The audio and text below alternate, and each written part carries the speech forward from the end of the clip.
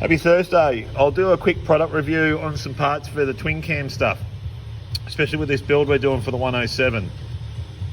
Fueling, right? So the cam plate update, the oil pump update, and the lifter update.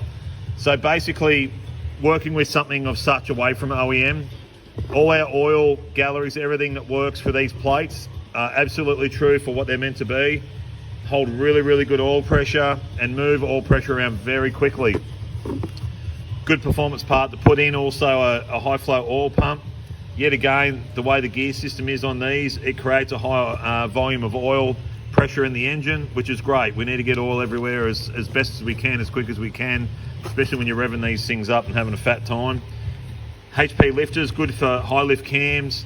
I chuck these in pretty much majority of all builds. They are a good thing, very well priced. This kit comes as a kit, obviously, for $1,515 retail for the twin cam. So great update, good starting point if you're going into your cam updates and performance package stuff.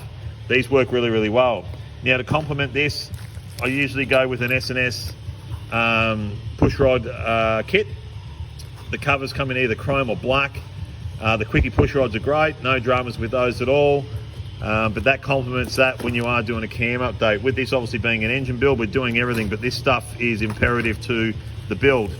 Now the next thing I want to go through is the camshaft that's going into this build. So we've got S&S and it's a 635. Now these are an easy start cam, so they've got a mechanical relief here, and the way that works is upon turnover, this will open your exhaust valve partially to allow compression to release until the bike starts. Now the thing is, with this being a mechanical setup, there is obviously its own mechanical noise to it. So when we're starting the bike, shutting the bike off, this does need to engage, disengage. So being a metal component, you are going to have some amount of mechanical noise there due to this.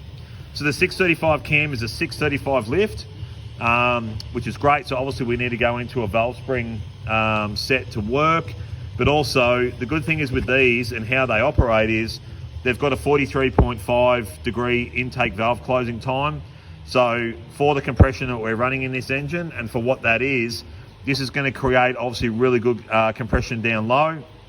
Obviously with our increased compression factor we've got in this motor to set it up, we're going to have a good performance down low, but yet when these kick in, it's really going to get going. So you can't obviously put this into a standard application of a stock motor. Just wouldn't work. So obviously I've got to work through a value and formula to understand what our compression is going to be. And I mean static and corrected. So knowing that we're still running on pump fuel, non-detonation area, knowing that our valve intake closing time is going to work with our compression ratio and create, the performance that we want through your power curve. This is going to work really well. So these things marry up really nicely as a package. The heads on the bike are ported, bigger intake valve. There's stuff that we obviously do, throttle body, injector size, but with this alone, if we excuse this off the build, but if you guys are going into an update by any means into cams, whether it's fueling, S&S,